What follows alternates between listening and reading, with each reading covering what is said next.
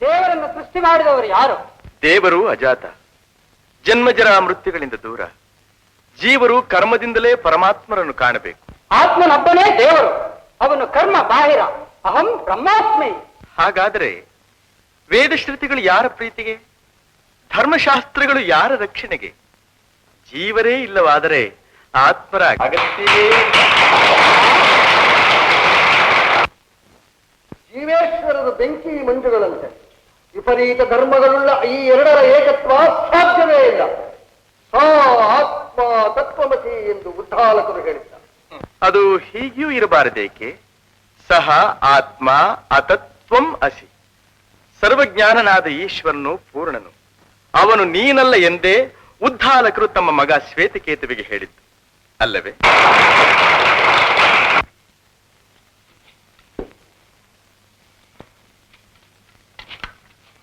ಶ್ರೀಗಳ ದರ್ಶನಾಕಾಂಕ್ಷಿಗಳಾಗಿ ಬಂದ ನಮಗೆ ಈ ನಿಮ್ಮ ಶಿಷ್ಯ ವೆಂಕಟ ಭಟ್ಟರ ಪರಿಚಯವಾದುದು ಕಾಕತಾಳೀಯವಾಯಿತು.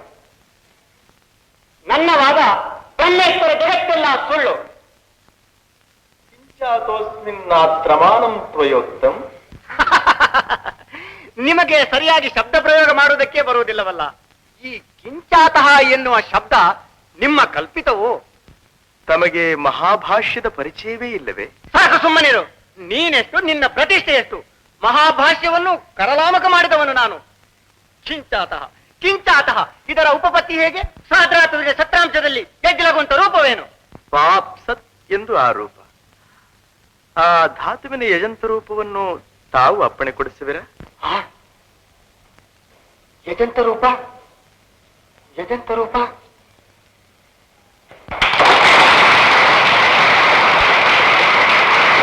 ವೆಂಕಟನಾಥ, ನೀನು ಮಹಾಭಾಷ್ಯ ವ್ಯಾಸಂಗ ಮಾಡುತ್ತಿರುವ ಸಂಗತಿ ನಮಗೆ ತಿಳಿದಿತ್ತು. ಆದರೆ ಇಷ್ಟೊಂದು ನೈಪುಣ್ಯತೆ ಪಡೆದಿರುವೆ ಎಂದು ನಾನು ತಿಳಿದಿರಲಿಲ್ಲ. ಆಚಾರ್ಯರ ಅನುಗ್ರಹ ನಿನಗೆ ಅಪಾರವಾಗಿದೆ. ಸಕಲ ಕಲಾ ಪಾರಂಗತನಾದ ನೀನು, ಶ್ರೀಪಾದಂಗಳವರೇ, ಸಕಲ ಕಲಾ ಪಾರಂಗತರೆನ್ನುವುದಕ್ಕೆ ಸಾಕ್ಷಿ ಇದುವರೆಗೂ ನಡೆದ ಪರೀಕ್ಷೆ, ಗೀತವಾದ್ಯ ನೃತ್ಯಾಭಿನಯಗಳು ಇನ್ನೂ ಉಳಿದಿವೆ ಅಲ್ಲವೇ ಪ್ರಭು? ಶ್ರೀಗಳವರ ಅಭ್ಯಂತರವಿಲ್ಲದಿದ್ರೆ ನೃತ್ಯ ಭಾರತಿಯಿಂದ ಪರೀಕ್ಷೆ ನಡೆಸಬಹುದು. ಗುರುಗಳ ಸಮ್ಮುಖದಲ್ಲಿ ಈ ಪರೀಕ್ಷೆ? ಇದು ಚತುಷ್ಠಿ ಕಲೆಯ ಪರೀಕ್ಷೆ. ಇಲ್ಲಿ ವಿದ್ಯೆ ಒಂದಕ್ಕೆ ಪ್ರಾಧಾನ್ಯತೆ. ಏಕೆ?